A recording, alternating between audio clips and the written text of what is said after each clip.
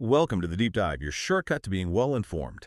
If you've been anywhere near a screen or, frankly, any conversation lately, you know generative AI is it's absolutely exploding. The buzz is pretty deafening and things are moving at warp speed. But here's the real question, the one that matters for your organization. Beyond all the hype, how are companies actually moving from, just experimenting to truly capturing meaningful, measurable value from it? Our mission today is to give you a real deep dive into exactly that. We're going to unpack the insights from a comprehensive March 2025 McKinsey Global Survey. It reveals how leading organizations are, rewiring themselves to harness generative AI. You can expect us to lay out these explosive trends in AI adoption, share some genuinely surprising findings about leadership's role. We'll dig into fundamental workflow changes, explore how companies are mitigating the growing risks, and uncover the real impact on the workforce. Plus, we'll reveal the distinct practices that will set the most successful companies apart. So let's unpack this. The report paints a very clear picture. AI adoption isn't just growing, it's soaring. It really is. I mean, the numbers are quite striking. The survey found that 78% of organizations now use AI in at least one business function. And just to give you some context, that's up from 72% in early 2024. And a pretty massive leap from just 55% only a year earlier. We're talking almost double the adoption in just 1 year. Wow, okay, so nearly 4/5 of organizations using AI now. And it's not just a single function thing anymore, is it? It feels like AI is weaving itself much deeper into companies. Absolutely. Most organizations are now using AI in more than one function. The average is actually three now. That's a huge shift. Much deeper integration, moving way beyond just isolated experiments. When we zoom in on generative AI specifically, its rise seems even faster, doesn't it? It feels like it just appeared, and now it's kind of everywhere. It does feel that way. So 71% of organizations are now regularly using Gen AI in at least one function, which is up from 65% just back in early 2024. That's an incredible adoption rate for something so new. Right. And what's really fascinating here isn't just that it's being adopted so fast, but who seems to be driving it. We're seeing C-level executives personally leading the charge, using Gen AI in their own work. The survey found 53% of C-level execs regularly use it at work.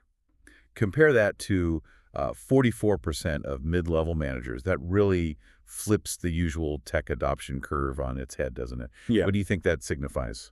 Well, it's a powerful signal, I think. It tells us leaders aren't just, delegating AI. They're experiencing its potential firsthand. It really highlights the strategic importance of AI, especially Gen AI, right at the very top. As for where it's being used most, the report points to areas like marketing and sales, product and service development, service operations, software engineering, and IT. Those are the big ones. But, it's not one size fits all. It varies a lot by industry. So, for instance, media and telecom, they focus heavily on service operations. Tech companies, they lean into software engineering. And professional services firms are big on knowledge management. Okay, so it's clear AI isn't just for the tech department anymore. It's getting truly pervasive. But, as you said, C-level execs are personally finding value. So Right. how are companies actually rewiring themselves to capture that kind of meaningful enterprise-wide value? What did McKinsey uncover about the fundamental shifts needed, especially around leadership and, how work actually gets done? Yeah, one of the most striking findings is this. The more organizations use AI, the more they realize it takes a top-down, C-suite committed approach to really move the needle. Effective AI implementation. It requires their full commitment, ideally an engaged board too, not just handing it off to IT. And what's really surprising, I thought, was the correlation between the CEO overseeing AI governance and actually seeing a higher bottom line impact. 28% reported their CEO is responsible, 17% said their board. Why do you think that specific leadership involvement makes such a difference? What does a CEO bring to AI governance that maybe a CTO or a chief AI officer might not? That's a great question. I think it suggests it's not just about managing the tech, right? It's about managing a fundamental business transformation. A CEO's involvement ensures alignment across the entire organization, not just one technical silo. They can drive those necessary organizational changes. And speaking of transformation, the redesign of workflows that emerged as the single biggest driver for seeing actual EBIT impact from Gen AI. EBIT, right, earnings before interest and taxes, that key measure of operational profit. So fundamentally rethinking how work gets done is the biggest lever for financial impact. But how many organizations are actually doing this? It sounds like a huge undertaking, like buying a Formula One car but only driving it to the grocery store. Are companies truly redesigning or just bolting AI onto old Well, processes? that's quite telling, actually. Only 21% of organizations using Gen AI have actually gone through the effort of fundamentally redesigning at least some of their workflows. Only 21%. Wow. Yeah, that points to a massive untapped opportunity. It suggests many are still just bolting AI onto existing processes rather than really reinventing them. So the real value isn't just the AI tech itself, but redesigning the whole strategy around it. Okay.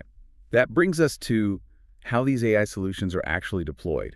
Is it top-down, fully centralized, or more of a, distributed free-for-all? It's more of a nuanced, selective centralization, it seems. So areas like risk and compliance, those are highly centralized. 57% use a fully centralized model there.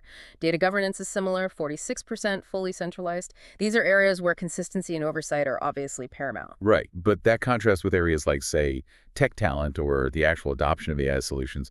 Those are more often partially centralized or hybrid. Exactly. 48% for tech talent and 49% for adoption use hybrid models. So it's definitely a careful balancing act. You maintain central control where consistency is critical, like risk, but you allow flexibility elsewhere, like adoption strategies. Okay, that makes sense. And, as AI use grows, so do the risks. Organizations are definitely ramping up efforts to mitigate them. They're particularly focused on inaccuracy, cybersecurity, and intellectual property infringement. Those are the big ones. And it's not just theoretical risk, is it? The report says 47% of organizations have already experienced at least one negative consequence from using Gen AI. Yeah, nearly half. So almost half are learning some hard lessons. And early on, what kind of consequences are we talking about? Things like inaccurate outputs causing problems, maybe data security breaches or even legal challenges related to IP. Larger organizations, interestingly, seem to be mitigating more of the risks, like cybersecurity and privacy. But it's worth noting they aren't necessarily doing more to address the risks around accuracy or explainability. Hmm. Interesting nuance there. Okay, so we've talked about where organizations stand, how they're starting to rewire. But what about the how-to? What are the best practices for actually adopting and scaling AI successfully? Moving beyond those early pains and negative consequences. I think one of the most important lessons we're seeing is that the organization's building a lasting competitive advantage. They're thinking in terms of wholesale transformative change. It's not just a piecemeal, use case by use case approach. This bigger thinking is what really aligns the C-suite and enables that enterprise level impact. It's a fundamental mindset shift. That seems like a crucial distinction. The tech itself is exciting, sure, but the real value clearly comes from the adoption and scaling practices, how you embed it effectively into the business. How well are companies actually doing with these best practices McKinsey identified? Surprisingly, less than one-third of respondents report following most of the 12 key best practices identified. Less than a third. Yes. And maybe even more telling, only 1% of company executives describe their Gen AI rollouts as mature. 1%. Yeah. It tells us we're still in the very, very early stages for most organizations. There's a lot of potential still waiting to be unlocked. That's a pretty stark figure. So what are some of the most impactful practices, the ones that, even if underutilized, really seem to make a difference to the bottom line? Well, the ones with the most impact seem to be, firstly, tracking well-defined key performance indicators, KPIs for your Gen AI solutions. And secondly, establishing a clearly defined roadmap for adoption. These are especially important at larger organizations. They just give clarity and direction. Right. And it looks like larger organizations are ahead in many areas, which I guess makes sense given their resources. They're more likely to have dedicated teams driving adoption 42% versus only 19% at smaller orgs. That's right. And they also lead in things like regular internal communications, senior leader engagement, and providing role-based capability training. Yeah. 37 versus 19% for communications, 34 versus 16 for leader engagement, 31 versus 18 for training.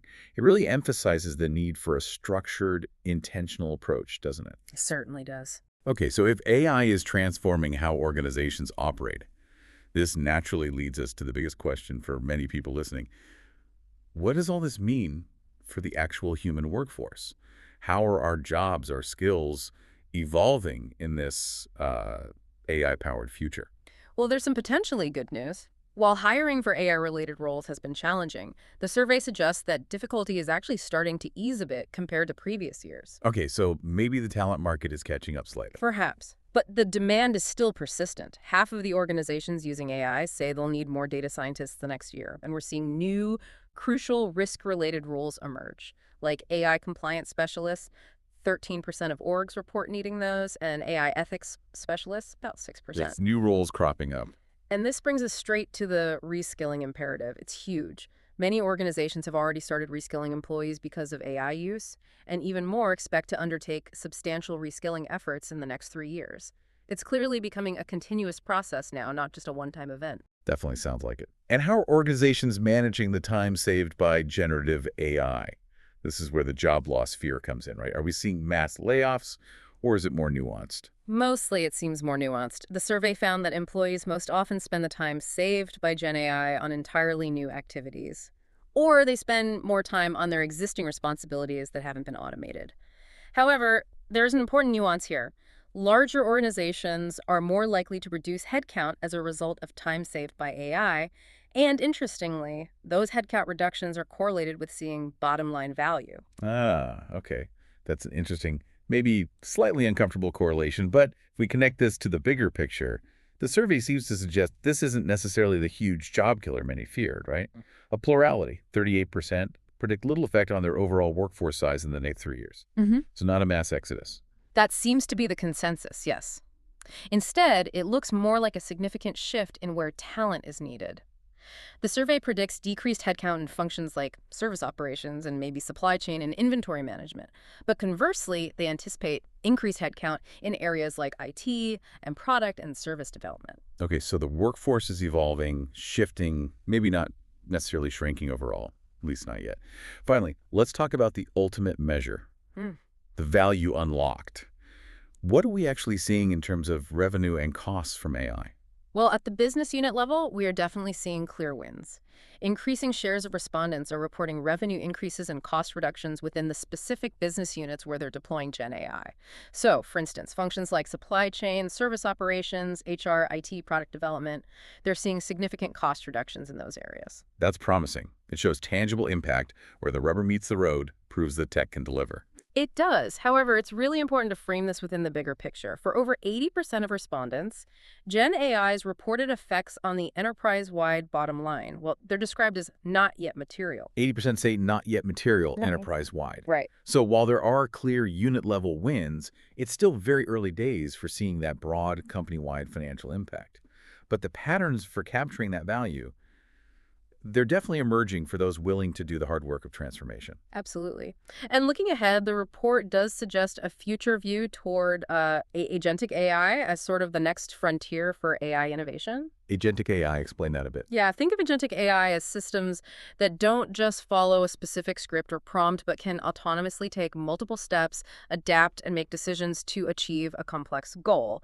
Like an AI that could potentially manage an entire supply chain without direct human intervention from order placement right through to delivery. Wow. Okay, that's a powerful vision for the future. So the message from this deep dive seems crystal clear. Companies that think big align leadership right from the very top.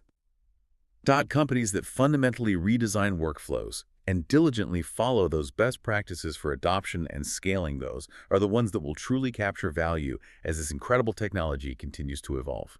Okay, so to quickly recap our deep dive today, AI adoption is surging, Gen AI is at the forefront, personally adopted even by C-level execs. Top-down leadership, real commitment to workflow redesign. Absolutely crucial for seeing bottom-line impact. Organizations are increasingly focused on risk mitigation, and they need to be, because negative consequences are already being felt by nearly half. Right. And while those best practices for adoption and scaling exist, they're not yet widely adopted. That signals massive untapped potential for companies willing to lean in. And finally, the workforce impact seems more about strategic reskilling and shifting roles rather than just widespread job loss, at least for now. Which leads us to a final thought. Exactly. This raises, I think, an important question for you listening.